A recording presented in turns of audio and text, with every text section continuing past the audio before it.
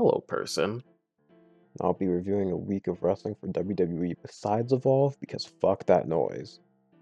All things considered, it was a pretty unremarkable week that surprisingly broke the trend of SmackDown being ass, Raw being okay, and NXT kind of just being there.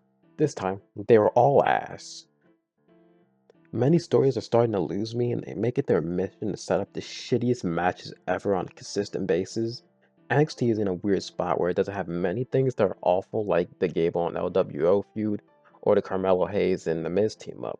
Not saying that it doesn't have awful aspects, because they definitely got some ass in there, but it's just really boring and uninteresting, at least in the men's division. But that and the NXT title scene is all it really has going for it. But I'll go deeper into that as I talk about the actual episode of NXT later. Raw was a good mix of things that you expected to be ass being ass and things being fairly disappointing. John Cena promo was unfortunately more of the same and just talking shit about the fans and never once addressing Cody directly, even when he goes face to face with him in the ring. He at least mentions they want to beat Rick's record and gain the 17th championship.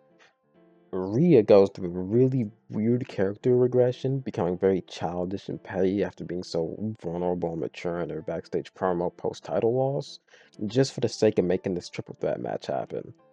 And don't get me fucking started on Jay Puso and this fuckery they got Gable doing. Now, to be fair to Jay, he had a pretty good performance tonight, which is because he was teaming up with his brother again to face A-Town Down Under, reminding you of the much better tag matches he could be having instead of wasting my fucking time trying to be main event Jey Uso.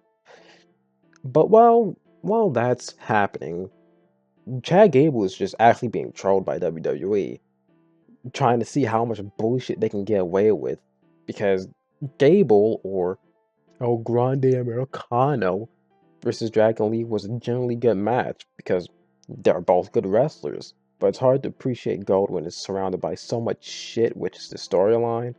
We've strayed so far away from Chad Gable being a believable threat to Gunther's IC title reign, and people actively pushing him to win the title.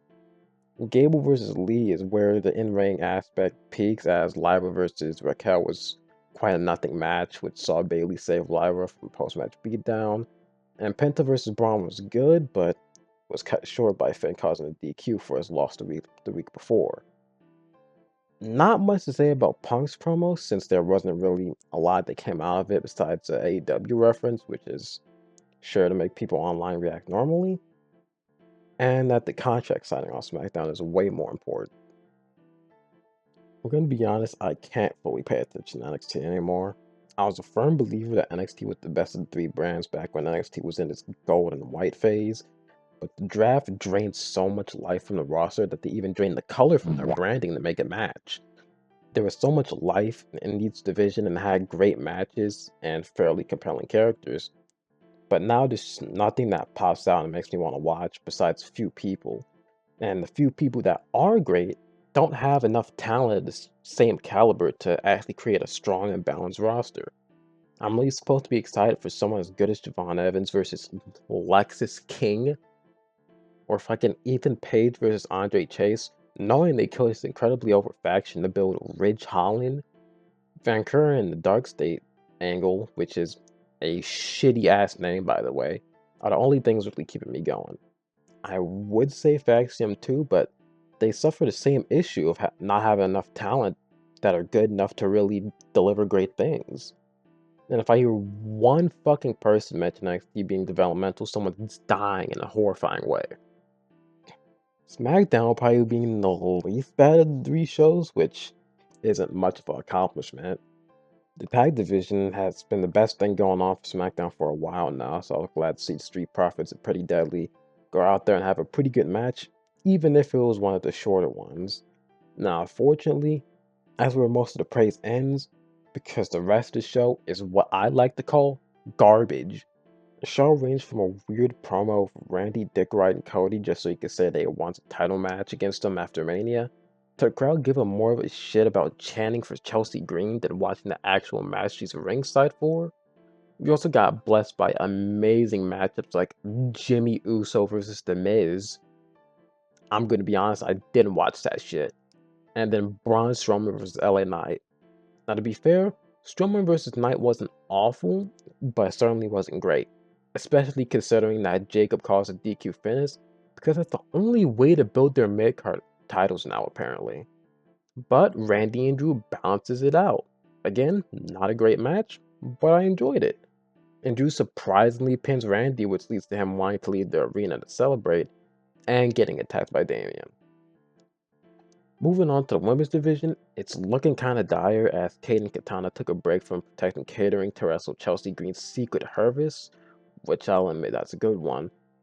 Charlotte wrestles a very nothing match against Michin, but thankfully, we have Naomi who cuts a great promo and attacks B-Fab for cheering on Jade. Before I talk about the contract signing, which is the main event segment of the show, there are two vignettes aired on this show. One, I can only assume it's Malachi Black because, well, spooky and dark is there for WWE to sign. And the other is just straight up Ray Phoenix, as it announced that he'll be on SmackDown in the next week, which is thankfully back in America because I finally won't have to fucking set up alarms just to watch another mediocre show.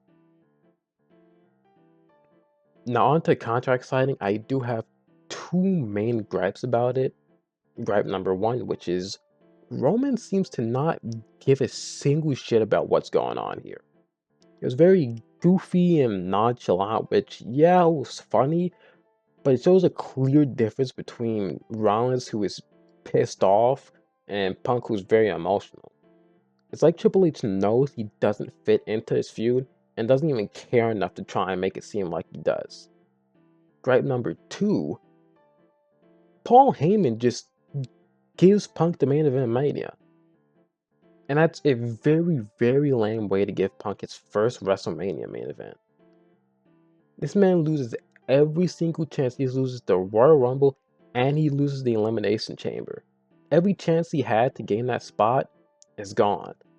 So he just gets a handout from Paul Heyman, which isn't even a pre-established favor from back at War Games. So you can't even say he kinda earned it from the War Games match.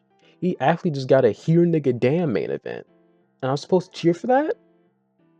The women's world title match absolutely should have main evented in my opinion and let Punk wait to tell an actual story of him earning his main event at Mania instead of this fuckery. I blanked some more on politicking.